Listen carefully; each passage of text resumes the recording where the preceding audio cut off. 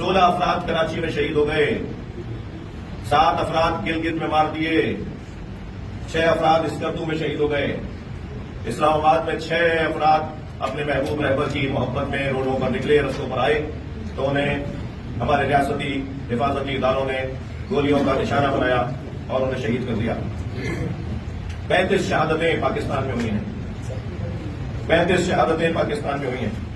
لاہور سمیت ان سارے شہروں میں، ان تمام شہروں میں زخمیوں کی تعداد سینکڑوں میں ہے۔ افسوس کہ کیا پاکستان کا پیسہ پاکستانی شہریوں پر ہی خرچ ہوگا، یعنی انہیں مارنے پہ خرچ ہوگا، شہر مارے جائیں گے، گولیاں ماری جائیں گی؟ میں وہ منظر آپ کے سامنے بیان نہیں کر سکتا، انتہائی تکلیف دہ مناظر رہے۔